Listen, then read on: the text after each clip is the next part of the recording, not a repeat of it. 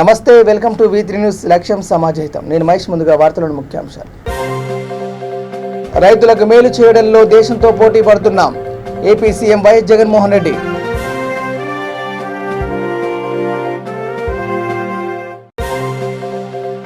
కన్నుల పండుగగా వెంకన్న విహార యాత్ర, గోవిందనామాలతో మార్మోగిన సముద్రం.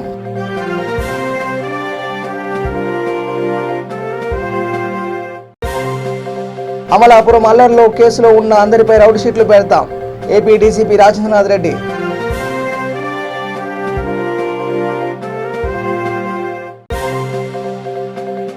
T20 మ్యాచ్లో బ్లాక్లో టికెట్లు అమ్ముకున్నారు ఆరోపించిన సీనియర్ క్రికెటర్ ఫణీంద్ర.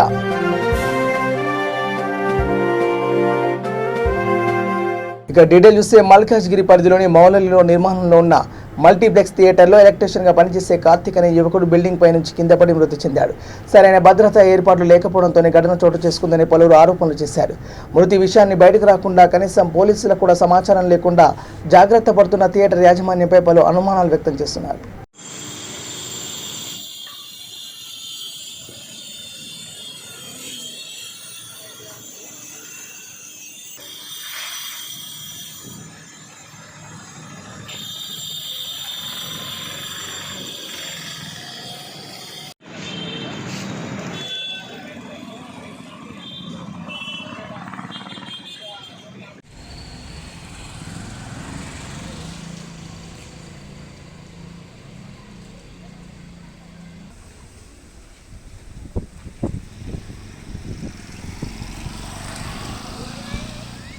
చిత్తూరు జిల్లా కుప్పం మున్సిపాలిటీ పరిధిలోని నేతాజీ మెయిన్ రోడ్లో ప్రైవేట్ వ్యక్తులు బిల్డింగ్ కన్స్ట్రక్షన్ చేస్తూ బురదను రోడ్డు పక్కనే వేస్తున్నారని దుకాణదారులు ఆరోపించారు. కుప్పం మున్సిపల్ కమిషనర్ వెంటనే స్పందించి తగిన చర్యలు తీసుకోవాలని ప్రజలు కోరుతున్నారు.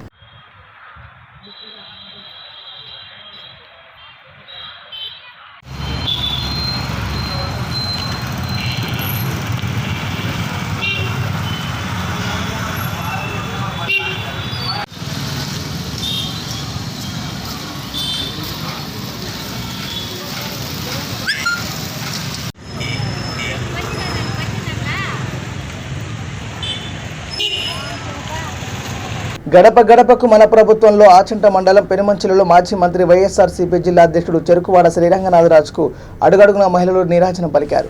ఎమ్మెల్యే శ్రీరంగనాథరాజు మహిళల సమస్యలపై అధికారులను ఆదేశిస్తూ ముందుకు సాగారు. ఈ కార్యక్రమంలో ఆచంట మండల ఛాంబర్ అధ్యక్షుడు సుంకర సీతారాం, పెనుమంచిలి సర్పంచ్ గణేశుల శేషవాణి, చిల్లె లావణ్య తదితరులు పాల్గొన్నారు.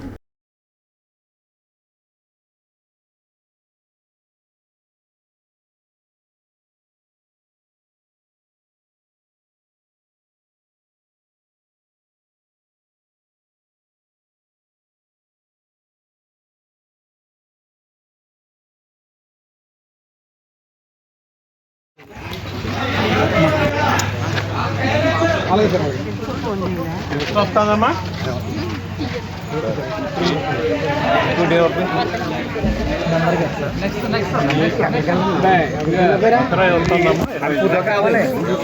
చూడు మీకు ఏం చెప్పాను అక్కడ రెడీగా ఉండాలి కదా లోపల.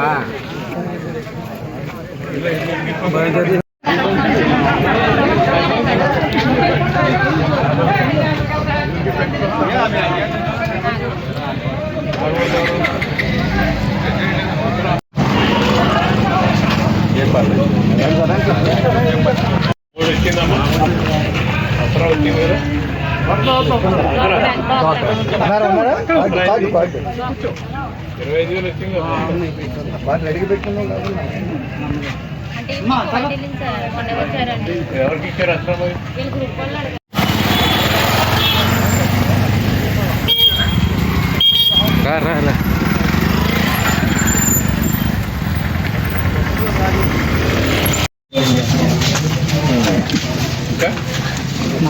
సున్నా వడ్డీ వచ్చింది, అమ్మఒడి పంట బీమా వచ్చింది, దసరా వచ్చింది, మొత్తం 1,42,000 వచ్చింది. రైతులకు మేలు చేయడంలో ప్రతిపక్షాలతో కాదు దేశంతో పోటీ పడుతున్నామని AP CM YS Jaganmohan Reddy అన్నారు. దేశం యావత్తు ఆంధ్రప్రదేశ్ వైపు చూస్తుందన్నారు. సత్యసాయి జిల్లా చెన్నెకొత్తపల్లిలో వైఎస్ఆర్ ఉచిత పంటల బీమా కార్యక్రమంలో ఆయన మాట్లాడారు. ఏరువాకతో సాగుకు సన్నద్ధమవుతున్న అన్నదాతకు అండగా ముఖ్యమంత్రి మరోసారి వైఎస్ఆర్ ఉచిత పంటల బీమా పరిహారాన్ని అందించారు. అక్షరాల 15 15,60,000 మంది రైతన్నలకు మేలు చేస్తూ ఈరోజు ఒక మంచి కార్యక్రమం దేవుడి దయతో ఈరోజు జరుగుతూ ఉంది. ఇంతకు ముందంతా ఒక నాన్పుడు ఉండేది, రాయలసీమ అంటే కరువు సీమ అని. అనంతపురం జిల్లాలో మరీ ఎక్కువగా, అనంతపురం జిల్లాలో అయితే ఏకంగా ఎడారి జిల్లా అని కూడా ఒక నాంచుడు అనేది ఇంతకు ముందు ఉండేది. కానీ ఈరోజు దేవుడు దయ వల్ల అలాంటి వాతావరణం కూడా మారిపోయి మళ్ళీ ధారాళంగా కూడా గంగమ్మ పైకి లేచినట్టుగా ఈరోజు నీళ్లు కూడా పుష్కలంగా కూడా అందుబాటులోకి వచ్చిన పరిస్థితి కూడా ఈరోజు కనిపిస్తూ ఉంది. రిజర్వాయర్లు దేవుడి దయతో నిండాయి, చెరువులన్నీ కూడా దేవుడి దయతో నిండి పుష్కలంగా కూడా మంచి చేయడానికి సిద్ధంగా ఉన్నాము అన్నట్టుగా ఈరోజు గంగమ్మ తల్లి మన అందరికీ కూడా ఈరోజు కనిపిస్తూ ఉంది. మేడ్చల్ జిల్లా కాచవాని సింగారం మండల ప్రాథమికోన్నత పాఠశాలలో మన ఊరు మనబడి కార్యక్రమం జరిగింది. అందులో భాగంగా పాఠశాల మౌలిక వసతులు, టీచర్ల కొరత, తరగతి గదుల నిర్మాణం వంటి అంశాలపై స్కూల్ హెడ్ మాస్టర్, విద్యార్థుల తల్లిదండ్రులతో చర్చించారు. ముఖ్య అతిథులుగా స్థానిక సర్పంచ్ వెంకటరెడ్డి, ఉప సర్పంచ్ గీతా హాజరు కాగా కార్యక్రమంలో వార్డు సభ్యులు, పంచాయతీ సిబ్బంది పాల్గొన్నారు.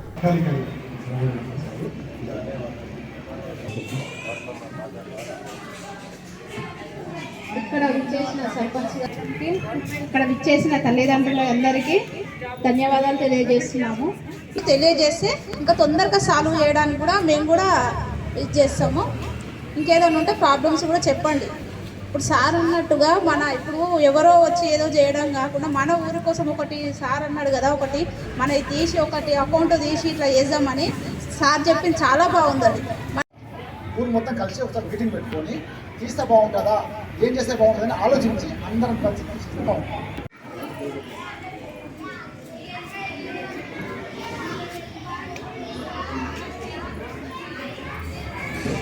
పుడతాడు కానీ తాత కాలేడు. కానీ ఇలాంటి దాతృత్వ గుణం అనేది కూడా చాలా చాలా కొంతమందికే ఉంటుంది అది. సో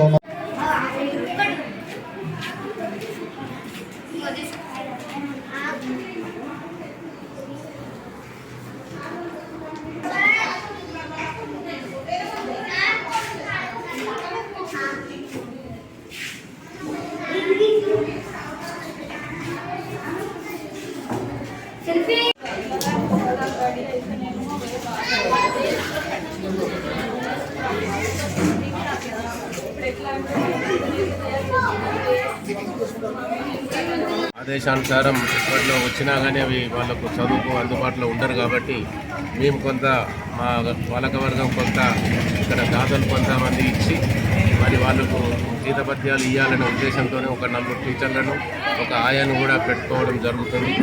ఆయం కూడా మేము సమకూర్చడం జరుగుతుంది. మా గ్రామం, మా ఊరు, మా బడి మంచిగా ఉండాలనే ఉద్దేశంతో ఈ నిర్ణయం తీసుకోవడం జరిగింది. దానికి అనుగుణంగానే మా గ్రామ పాఠశాల కూడా మంచిగా ఉండాలి. గతంలో కూడా మా గ్రామానికి 2 సార్లు అవార్డు రావడం జరిగింది. మరి ఈ ప్రధాన ఉపాధ్యాయుల ద్వారా కూడా ఆ అవార్డు రావాలని, మా గ్రామంలో మంచి పేరు ప్రతిష్టలు తేవాలని కోరుచు ఈ అవకాశం ఇచ్చిన మీ అందరికీ కూడా టీవీ పై కానీ వీళ్ళందరికీ కూడా పేరు పేరున శుభాభినందనలు తెలుస్తూ సెలవు. ప్రభుత్వం చేసింది మంచి కార్యక్రమం. మన ఊరు మన బడి, ఎవరో చేస్తారని చెప్పి కూర్చోవడం కాదు, మన ఊరు బడిని మనమే బాగా చేసుకుంటాం. ఆ ఉద్దేశంతోనే ఇవాళ స్పందన చాలా బాగా వచ్చింది. ప్రతి పేరెంట్ కూడా మేము పాలు పంచుకుంటాం. సార్ దీంట్లో కూడా ఉపాధ్యాయులను నియమిస్తాము, అటెండర్ని నియమిస్తామని చెప్పి ఉద్దేశం కూడా ఒక అకౌంట్ మీరు తెరవండి. ఆ అకౌంట్ తెలిస్తే ఆ అకౌంట్ లోపల అమౌంట్ జమ చేస్తామండి. స్వచ్ఛంద సంస్థల ద్వారా కూడా ఎవరంటే కూడా వాళ్ళతో కూడా మేము నేర్పిస్తాం అన్నట్టు. ఆ విధంగా చేసి అందులో నుండే మనము టీచర్లను పెట్టుకొని ఏ ఖర్చు అయినా ఆ మీటింగ్ సమావేశం ఏర్పాటు చేసుకొని అందులో ఖర్చు చేస్తామని చెప్పి వాళ్ళు చెప్పడం జరిగింది. అందులో భాగంగానే స్పాట్లనే మా కోఆప్షన్ సభ్యులు గారు నెలకు 1000 రూపాయలు వాళ్ళు ఇవ్వడం కూడా అనౌన్స్ చేయడం జరిగింది. మరి అదేవిధంగా మా గ్రామ సెక్రటరీ కూడా వాళ్ళు కూడా నెలకు 1000 రూపాయలు పాఠశాల అకౌంట్ లోపల అభివృద్ధికి ఇవ్వడం జరిగింది. కానీ ఈ విధంగా స్పందన దీన్నే మేము ఈ గ్రామాన్ని యొక్క అకౌంట్ తెరిచి దీని లోపలనే లక్షల అమౌంట్ని వేసేవాళ్ళు కూడా ఉన్నారు. కాబట్టి వాళ్ళకు మోటివేటింగ్ చేసి ఈ యొక్క పాఠశాలని మన డిస్టిక్ లోపలనే కాసువల్లి సంఘాల పాఠశాలని మంచి అభివృద్ధి చేయాలని చెప్పి మా ఆకాంక్ష ఉంది. చిల్డ్రన్స్ ద్వారా మరి సేవ్ ది చిల్డ్రన్స్ ఈ 2 స్వచ్ఛంద సంస్థలు కూడా మా పాఠశాల దత్తత తీసుకోవడం జరిగింది. వాళ్ళు టీవీ, కంప్యూటర్సు, టేబుల్స్, పిల్లల డెస్కులు, కలరింగ్, వైరింగ్ ఇవన్నీ కూడా వాళ్ళు చేయడానికి ముందుకొచ్చారు. కాబట్టి ఇంకా ఎవరైనా స్వచ్ఛంద సంస్థలు ఉంటే కూడా వాళ్ళు కూడా ఇటువంటి పాఠశాలను ఎన్నుకొని చేసినట్టయితే బాగుంటుందని చెప్పి చెప్పారు. హైదరాబాద్ ఆసిఫ్ నగర్లో అర్ధరాత్రి యువకులు వీరంగం సృష్టించారు. జిర్రా ప్రాంతంలో రాయల్సీ హోటల్ దగ్గర గంజాయి మత్తులో యువకులు హల్చల్ చేశారు. నడి రోడ్డుపై వాహనదారులకు తీవ్ర ఆటంకం కలిగించారు. దీంతో స్థానికులు పోలీసులకు సమాచారం ఇచ్చారు. స్పాట్కు వచ్చిన పోలీసులు అజయ్ అనే యువకుని అదుపులోకి తీసుకునే ప్రయత్నం చేశారు. అయితే మత్తులో ఉన్న యువకులు పోలీసుల వాహనంపైకి ఎక్కి నానాంగామా చేశారు. వారు పోలీసు వాహనంతో పాటు ఇతర వాహనాల అద్దాలు పగలగొట్టారు. స్థానికుల సహాయంతో గంజాయి గ్యాంగ్ను పోలీసులు అదుపులోకి తీసుకుని దేశశుద్ధి చేశారు.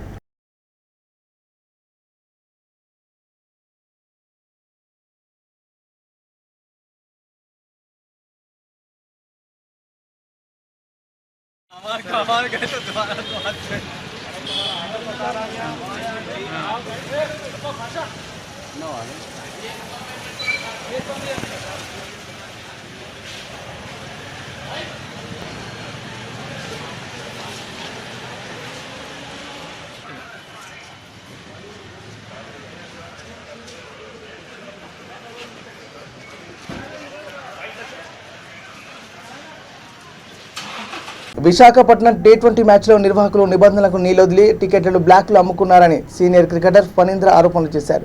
అధికార పార్టీ వాళ్లకు తప్ప బయట వ్యక్తులకు టికెట్స్ ఇవ్వకపోవడం దారుణమన్నారు. ఒక్కో టికెట్ విలువ 3,000 నుంచి 4,000 వరకు విక్రయిస్తున్నారని ఆయన ఆరోపించారు. దీనిపై సమగ్ర విచారణ జరిపి దీని వెనుకున్న వాళ్ళను శిక్షించాలని ఫణీంద్ర డిమాండ్ చేశారు.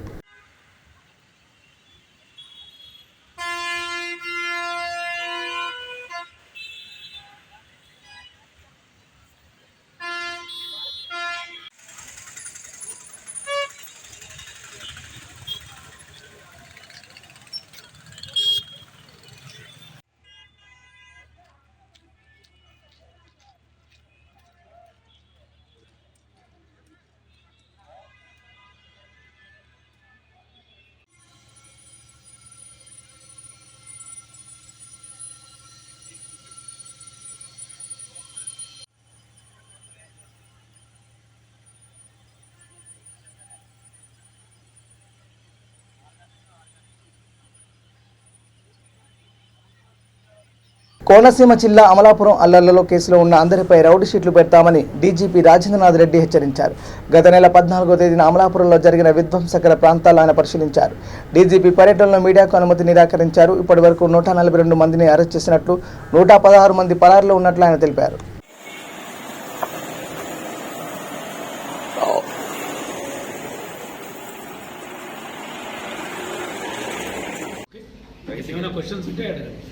ఎందుకంటే ఈ సీక్వెన్స్ ఆఫ్ ఈవెంట్స్ ఇవన్నీ కూడా మీకు అన్నీ తెలిసినవి కాబట్టి ఇప్పుడు ఏదైనా స్పెసిఫిక్గా మీరు ఏదైనా తెలుసుకోవాలంటే విల్ టెల్ యూ. అదర్వైజ్ జనరల్గా చెప్పాలంటే ఇప్పుడు ఈ కేసుల్లో అల్లర్లలో 7 కేసులు ఇంపార్టెంట్గా కట్టాము, 7 కేసెస్. వాటిల్లో ఇంతవరకు 258 మందిని ఐడెంటిఫై చేసాం. ఇంకా ఈ ప్రాసెస్ కంటిన్యూ అవుతుంది. ఈ ఐడెంటిఫికేషన్ వచ్చేసి సీసీటీవీ కెమెరాస్ ఆధారంగా వాటిల్లో నుంచి తీసిన వ్యక్తులు వీళ్ళు. సో ఇందులో నియర్లీ 142 మందిని ఇప్పటి వరకు అరెస్ట్ చేయడం జరిగింది. వాళ్ళందరినీ కూడా ఫిక్స్ చేసాము. దీనికి ప్రాపర్ ఎవిడెన్స్ ఉంది. ఎవరిని అరెస్ట్ చేసినా కూడా విత్ ప్రాపర్ ఎవిడెన్స్తో పోతున్నాము. సీసీటీవీ కెమెరాలు, వాళ్ళు ఉన్నటువంటి లొకేషన్స్, అక్యూజ్డ్ యొక్క అందరి యొక్క కన్ఫెషన్, వీటి ఆధారంగా వాళ్ళను ఫిక్స్ చేసాము. ఇదంతా కూడా చాలా పద్ధతిగా కూడా నడుస్తుంది ఇన్వెస్టిగేషన్స్. అయితే ఈ 258 మందిలో నియర్లీ 126 మంది అబ్స్కాండింగ్లో ఉన్నారు. వాళ్ళ కోసం 7 టీమ్స్ ఫామ్ చేసి there all searching for them. అయితే దీంట్లో ఉన్నటువంటి సీరియస్నెస్ బట్టి వీళ్ళంతా కూడా ఎక్కడ కనపడకుండా పారిపోవడం జరిగింది. అయితే టీమ్స్ బాగా తరోగా వీళ్ళను వెరిఫై చేస్తున్నారు. సో ఇదంతా కూడా ఒక ప్లాన్డ్గా వాట్సాప్ మెసేజెస్లో అంతా పెట్టుకుంటూ గ్రూప్స్లో ఈ మెసేజెస్ అన్నీ పెడుతూ సడన్గా ఇక్కడ అరెస్ట్ ఎనీ ప్రొటెస్ట్ చేయడమే కాకుండా విధ్వంసానికి కూడా పాల్పడాలా అనేది వాళ్ళలో వచ్చినటువంటి వాళ్ళ దగ్గర సీజ్ చేసినటువంటి మెటీరియల్ ద్వారా మనకు అర్థమైంది. వీళ్ళందరినీ ఎవరిని కూడా వదిలిపెట్టేది లేదు. It's very clear. అంతేకాకుండా ఒక ముఖ్యమైన విషయం ఇంకోటి కూడా చెప్తున్నాను. వీళ్ళు ఈ విధంగా విధ్వంసానికి పాల్పడ్డారు కాబట్టి వాళ్ళు చేసినటువంటి ఈ పని పైన ఇన్వెస్టిగేషన్ అంశాలను తీసుకొని గవర్నమెంట్కి రిపోర్ట్ పెడితే అక్కడి హైకోర్టుకు దీన్ని ఫైల్ చేస్తాము. ఎవరెవరైతే ఈ విధంగా విధ్వంసాలకి పాల్పడ్డారో, ఈ ఎస్పెషలీ హౌసెస్ని డ్యామేజ్ చేయడం, బస్సుని డ్యామేజ్ చేయడం, పబ్లిక్ ప్రాపర్టీని డ్యామేజ్ చేసినటువంటి ఈ వ్యక్తులంతా కూడా వాళ్ళు ఫైనాన్షియల్గా కూడా అకౌంటబుల్ అవుతారు. ఎందుకంటే ఇది కోర్టుకు ఫైల్ చేస్తే high court can appoint A judge to look in to the prospect of identifying and then confirming the presence of those and then fixing accountability అంటే ఫైనాన్షియల్గా వాళ్ళపైన అకౌంటబిలిటీ ఫిక్స్ చేసే సుప్రీంకోర్టు యొక్క గైడ్లైన్స్ ఉన్నాయి. వాటిని మేము ఈ విధంగా గవర్నమెంట్కు రిపోర్ట్ పెట్టి తర్వాత హైకోర్టుకు కూడా ఈ రిపోర్టు ఫైల్ చేసి మేము యాక్షన్ తీసుకుంటాము. తర్వాత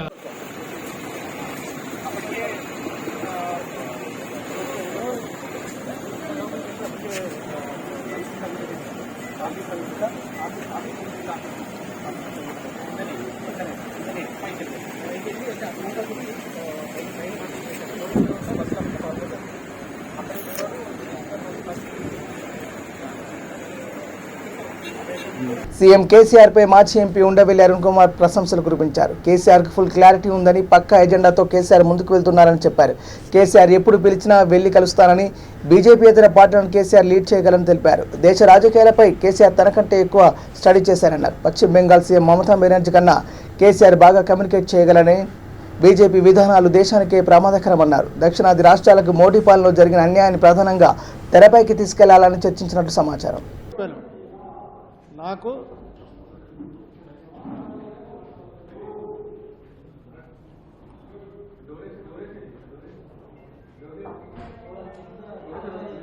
ఎవరు మనవాళ్ళ పక్కళ్ళ ఆగమనండి అవుతారు.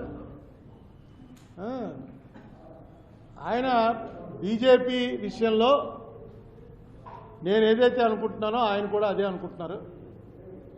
బీజేపీని సరిగ్గా కనుక వ్యతిరేకించలేకపోతే రాబోయే రోజుల్లో ఇంకా అనేక ప్రమాదాలు జరుగుతాయని నేను ఏదైతే చెప్పానో దాంతో ఆయన పూర్తిగా ఏకీభవించారు. మరి ఆయన ఏమన్నా నావి ఎవరైనా చెప్పారేమో, అరుణ్ కుమార్ మాట్లాడుతున్నాడు బీజేపీ ఇష్యూస్ మీద అని చెప్పారు. ఎందుకంటే నా ఉద్దేశంలో మీరు అందరూ అనుకుంటారు ఎక్కడ బీజేపీ బలంగా ఉంది, ఉత్తరప్రదేశ్ అని అనుకుంటారు, గుజరాత్ అనుకుంటారు, లేకపోతే కర్ణాటక అనుకుంటారు. కానీ నా ఉద్దేశంలో ఆంధ్రప్రదేశ్లో ఉన్నంత బలంగా బీజేపీ ఎక్కడా లేదు. ఇక్కడ ఏ పార్టీ నెగ్గినా మొత్తం బీజేపీయే. జగన్మోహన్ రెడ్డి గారి పార్టీ నెగ్గినా, చంద్రబాబు నాయుడు గారి పార్టీ నెగ్గినా, పవన్ కళ్యాణ్ గారి పార్టీ నెగ్గినా అన్ని పార్టీలు కూడా బీజేపీతోటే ఉంటాయి తప్ప బీజేపీని వ్యతిరేకించే పరిస్థితే లేదు. వాళ్ళకు ఓట్లు లేకపోవచ్చు, కానీ ఇక్కడ నెగ్గే 25 సీట్లు వాళ్ళవే. వ్యతిరేకించేటువంటి పరిస్థితి ఉండదు. మొన్నటిదాకా చంద్రబాబు నాయుడు గారు కేసులకు భయపడి వ్యతిరేకించట్లేకపోతున్నారని ఈయన అన్నారు. ఇప్పుడు ఈయన కేసులకు భయపడి వ్యతిరేకించట్లేదని ఆయన అంటున్నారు. ఆయన ఏమన్నారో ఈయన రివర్సు, ఈయన అన్నదానికి ఆయన రివర్సు చెప్పుకుంటూ నడుపుతున్నారు తప్ప కేంద్ర ప్రభుత్వం మీద కానీ జగన్మోహన్ రెడ్డి గారు కానీ చంద్రబాబు నాయుడు గారు కానీ ఒక్క మాట కూడా అనరు. పవన్ కళ్యాణ్ గారు అయితే ఆయనతో కలిసే ఉన్నారు. ఈ పరిస్థితుల్లో భారతీయ జనతా పార్టీ మీద నాకేం వ్యతిరేకత లేదు. భారతీయ జనతా పార్టీ మోడీ గారు ప్రధానమంత్రి అవటం వల్ల నాకే రకమైన అభ్యంతరం లేదు. చాలా రాష్ట్రాల్లో రూలింగ్కి రావటం వల్ల నాకేం ఇబ్బంది లేదు. అయితే వాళ్ళ విధానాలు మాత్రం పెరుగుతూ ఉంటే మాత్రం ఏం జరుగుతుందో మొన్న చూసాం కదా. 4 దేశాలు 5 దేశాలు డైరెక్ట్గా హైకమిషనర్ని పిలిచి క్షమాపణ అడిగి తీసుకునేటువంటి పరిస్థితి వచ్చింది. ప్రపంచం అనే దాంట్లో మనం అన్ని దేశాల మీద ఆధారపడి ఉన్నాం. మన మీద అన్ని దేశాలు ఆధారపడి ఉన్నాయి. ఈవేళ భారతదేశం పాత్ర ఈ సాఫ్ట్వేర్ రెవల్యూషన్ తర్వాత చాలా పెరిగింది. మనం లేకుండా ఏ దేశం నడవట్లే. అటువంటిది మనం ముస్లింలతోటి క్రైస్తవులతోటి వ్యతిరేకులు అనేటువంటిది ఒకటి ఎస్టాబ్లిష్ అయితే మాత్రం నష్టపోతాం, చాలా ఎక్కువగా నష్టపోతాం. దీనికి ఆ వాతావరణం తీసుకురాకుండా చెక్ చెప్పడానికి అపోజిషన్ బలంగా ఉండాలి. ఎవరు అధికారంలో ఉన్నా ఇబ్బంది లేదండి, ప్రశ్నించేటువంటి అపోజిషన్ ఉండాలి. ఈవేళ పరిస్థితి ఎలా వచ్చిందంటే అసలు అపోజిషన్ అనేది లేకుండా చేయటం అనేటువంటి ప్రధానమైన కాంగ్రెస్ ముక్త భారత్ అన్నాడు కానీ మోడీ గారు ఆయన చేస్తుంది అది కాదు. అపోజిషన్ ముక్త భారత్. ఈ దేశంలో అపోజిషన్ ఉండకూడదు అనేటువంటి కార్యక్రమంతో ఎవడైనా ఎదురు తిరిగి మాట్లాడితే వెంటనే వాడి మీద కేసులు, పాత కేసులు, లేకపోతే కొత్తగా కేసులు పెట్టడం, ఇవన్నీ చేసి ఏదో రకంగా వాడి నోరు మూయించేటువంటి ప్రయత్నం జరుగుతున్నటువంటి నేపథ్యంలో ఒక రాష్ట్ర ముఖ్యమంత్రి వ్యతిరేకంగా మాట్లాడుతూ నాకు దమ్ముంది, నేను వ్యతిరేకంగా మాట్లాడగలను అని మాట్లాడుతున్నటువంటి వ్యక్తి కేసీఆర్ లాంటి మనిషి ఫోన్ చేసి నేను రాజకీయాల్లో లేను, యాక్టివ్గా లేను, సామాన్యుడిని, ఒక సామాన్యుడైనటువంటి వ్యక్తికి నాకు ఫోన్ చేసి మీరు రాగలరా అని అడిగాడంటే నేను ఎవరు పిలిచినా వెళ్తాను. ఈయన ముఖ్యమంత్రి గారు కాబట్టి ఆయన రేపే కలుద్దామంటే వెంటనే వెళ్ళాను. ఆయనతో మాట్లాడిన తర్వాత నాకు అర్థమైంది ఏంటంటే ఆయనకి చాలా క్లారిటీ ఉంది, ఒక ఎజెండాతో ఉన్నాడు ఆయన మనం బీజేపీకి సబ్స్టిట్యూట్ కాదు, బీజేపీకి ఆల్టర్నేటివ్ ప్రపోజ్ చేయగలిగి ఉండాలని. ఈ దేశంలో ఎంత వాటర్ ఉంది, ఈ దేశంలో ఎంత పవర్ జనరేషన్ కెపాసిటీ ఉంది, ఎంత ఇన్స్టాల్డ్ కెపాసిటీ ఉంది, ఈ దేశంలో ఎన్ని కొత్త ఉద్యోగాలకు ఛాన్స్ ఉంది, ఇవన్నీ కూడా చాలా హోంవర్క్ చేశాడు ఆయన. ఆ హోంవర్క్ చేసినటువంటి సబ్జెక్ట్ మీద ఒక్కొక్కటి నాకు చెప్తే నేను ఆశ్చర్యపోయాను. నన్ను పిలిచి ఇంత గౌరవం ఇచ్చి కూర్చోబెట్టి నాకు అన్నీ ఎక్స్ప్లెయిన్ చేస్తున్నాడు ఈయన అని. మరి ఎందుకు చేస్తున్నాడు అన్నది మీరు ఆయన అడగాలి. నేనైతే ఆయన మొట్టమొదటి ఫోన్ చేసినప్పుడే చెప్పాను, నేను రాజకీయాల్లో లేనండి, నేను రిటైర్మెంట్ అయిపోయాను, రిటైర్ అయిపోయి కూడా నేను చాలా హ్యాపీగా ఉన్నాను, నాకు రాజకీయాల్లో కంటిన్యూ అయ్యే ఆసక్తి లేదు, కంటిన్యూ అవ్వగలిగినటువంటి శక్తి లేదు నాకు. నేనేదో సరదాగా అప్పుడప్పుడు ఒక ప్రెస్ మీట్ పెడుతుంటాను, దాన్ని పెద్ద మా గవర్నమెంట్లు ఏవి సీరియస్గా తీసుకోవట్లేదు, నేనేదో నాకు తోచింది చెప్తూ ఉంటాను. చూసేవాళ్ళు కొంచెం ఎక్కువ మంది ఉండొచ్చు కాబట్టి అది కూడా ఎందుకు ఉంటారంటే వాళ్ళు అందాం అనుకున్న మాట నా నోట్లోంచి వస్తుంటే చూసి ఎంజాయ్ చేయడానికి తప్ప. వెంకన్న విహారయాత్ర కన్నుల పండుగ సాగింది. సాగర్ జలాలపై ఊరేగుతూ భక్తులను కటాక్షించి తన్మయపరిచారు. విశాఖ పోర్టు ఏరియాలోని శ్రీ వెంకటేశ్వర స్వామి తెప్పోత్సవం అంగరంగ వైభవంగా సాగింది. అనంతరం సాగర్ జలాలపై సుందరంగా అలంకరించిన నౌకా వాహనంపై స్వామివారిని వేంచేయించి సముద్ర అలలపై వేద మంత్రాలు, మంగళ వాయిద్యాల మధ్య తెప్పోత్సవం నిర్వహించారు. భక్తులు గోవింద గోవింద అంటూ హరినామస్మరణ చేశారు. సముద్రమంతా గోవిందనామాలతో మార్మోగింది.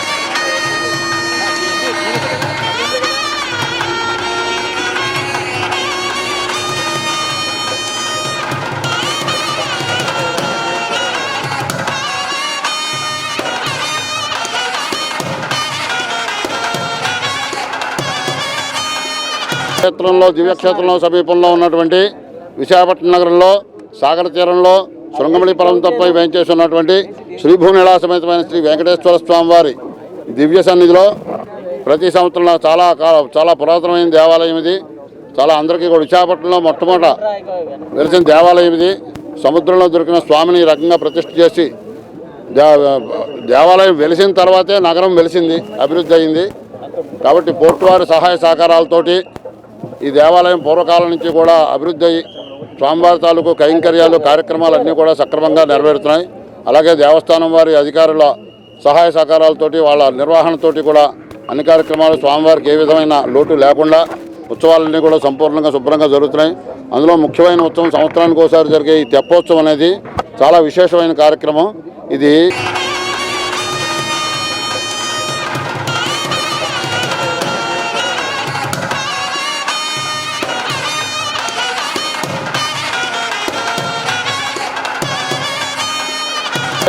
దివ్యక్షేత్రంలో సమీపంలో ఉన్నటువంటి విశాఖపట్నం నగరంలో సాగర తీరంలో శృంగమణి పర్వతంపై వేంచేసి ఉన్నటువంటి శ్రీభూనిళా సమేతమైన శ్రీ వెంకటేశ్వర స్వామి వారి దివ్య సన్నిధిలో ప్రతి సంవత్సరంలో చాలా పురాతనమైన దేవాలయం ఇది.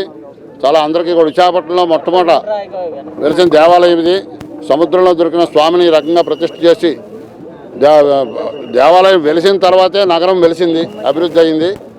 కాబట్టి పోర్టు వారి సహాయ సహకారాలతోటి ఈ దేవాలయం పూర్వకాలం నుంచి కూడా అభివృద్ధి అయ్యి స్వామివారి తాలూకు కైంకర్యాలు కార్యక్రమాలు అన్నీ కూడా సక్రమంగా నెరవేరుతున్నాయి. అలాగే దేవస్థానం వారి అధికారుల సహాయ సహకారాలతోటి వాళ్ళ నిర్వహణతోటి కూడా అన్ని కార్యక్రమాలు స్వామివారికి ఏ విధమైన లోటు లేకుండా ఉత్సవాలన్నీ కూడా సంపూర్ణంగా శుభ్రంగా జరుగుతున్నాయి. అందులో ముఖ్యమైన ఉత్సవం సంవత్సరానికి ఒకసారి జరిగే ఈ తెప్పోత్సవం అనేది చాలా విశేషమైన కార్యక్రమం. ఇది అనుభవించి తీరాలి తప్ప నోటితో చెప్పడానికి వీలు కానిది. కాబట్టి ఈ అవకాశాన్ని పోర్టు వారి సహాయ సహకారాలతో మాకు చాలా ఇదిగా అందజేస్తున్నారు. ఎవరు వచ్చినా సరే ప్రతిసారి కూడా అధికారులు ఎంతమంది మారినా సరే ఆ స్వామివారి అనుగ్రహంతో వాళ్ళ మనసులో స్వామివారి ప్రవేశించి అది కార్యక్రమానికి ఆటంకం లేకుండా ఏ విధంగా ఇబ్బంది లేకుండా పోర్టు చైర్మన్ దగ్గర నుంచి కూడా అందరూ కూడా మాకు సహకరించి అన్నీ చేస్తున్నారు. ఈ ఉత్సవం ఇంచుమించు 60-70 సంవత్సరాల క్రితం నుంచి కూడా పూర్వకాలం వాళ్ళ దగ్గర నుంచి కూడా చేస్తున్నారు. మధ్యలో మన కరోనా మూలంగా 2 సంవత్సరాలు జరగకపోవడం కొంచెం బాధాకరంగా ఉన్నా అది ఈ సంవత్సరం జరగడం మూలంగా సంతృప్తికరంగా పూర్తయింది. మా దేవస్థానం అధికారులు కూడా దగ్గరుండి ఈ ఉత్సవాన్ని మా ఏసీ గారు శాంతి గారు, మా ఈవో గారు ప్రసాద్ గారు వీళ్ళందరూ కూడా దగ్గరుండి ఈ ఉత్సవాన్ని చాలా నిర్విఘ్నంగా శుభ్రంగా జయప్రదంగా చేశారు. వారి సమక్షంలో ఈ ఉత్సవాన్ని మేము కూడా అందరం కూడా ఆనందంగా అనుభవించి స్వామివారి అనుగ్రహాన్ని పొంది ఈ ఉత్సవం జరిపించుకున్నాం. నెక్స్ట్ ఇయర్కి ఇంకా ఎక్కువ మంది వచ్చి పార్టిసిపేట్ చేసే విధంగా మేము ప్రయత్నిస్తాము. అర్చకులు కూడా చాలా గట్టిగా తెప్పోత్సవం జరపబడింది. ఇక్కడ ప్రతి ఒక్క ఫెస్టివల్ చాలా ఘనంగా జరుగుతుంది. తెప్పోత్సవము, కళ్యాణోత్సవము, ప్రతి నెల జరిగే మాస ఉత్సవాలు కూడా చాలా వైభవంగా జరుగుతాయి. కావున భక్తులందరూ కూడా స్వామివారి టెంపుల్ దూరంగా ఉందని కాకుండా అందరూ కూడా వచ్చి ఎంతో పురాతనమైన దేవాలయం 70-80 ఏళ్ల నుంచి విశాఖ వాసులు ఎవరైతే అందరూ కూడా కొంతమంది భక్తులకి, ఎందుకంటే కోవిడ్ వల్ల మనము ఎంతమంది వస్తారు ఏంటని ఎస్టిమేషన్ లేకుండా ఈవెన్ సెంట్రల్ గవర్నమెంట్ కాబట్టి మనం కూడా పర్మిషన్స్ కొంచెం కష్టమే, మీకు తెలియదు ఏం కాదు. బట్ నెక్స్ట్ ఇయర్కి మాత్రం స్ట్రైట్ అవే నేనే ఒకసారి వెళ్ళి పర్మిషన్స్ తీసుకొని భక్తులు ఇంకొంతమంది పార్టిసిపేట్ చేసేలాగా తప్పకుండా ప్రయత్నిస్తాం. Thank you. ముగించే ముందు హెడ్లైన్స్ మరోసారి. రైతులకు మేలు చేయడంలో దేశంతో పోటీ పడుతున్నాం. AP CM YS Jaganmohan Reddy.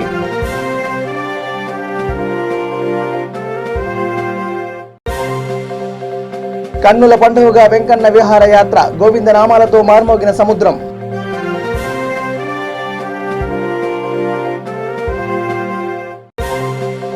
Amalapuram అల్లర్లో కేసులో ఉన్న అందరిపై రౌడ్ షీట్లు పెడతాం.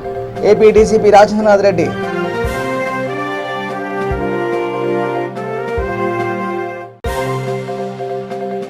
T20 మ్యాచ్లో బ్లాక్ లో టికెట్లు అమ్ముకున్నారు ఆరోపించిన సీనియర్ క్రికెటర్ ఫణీంద్ర.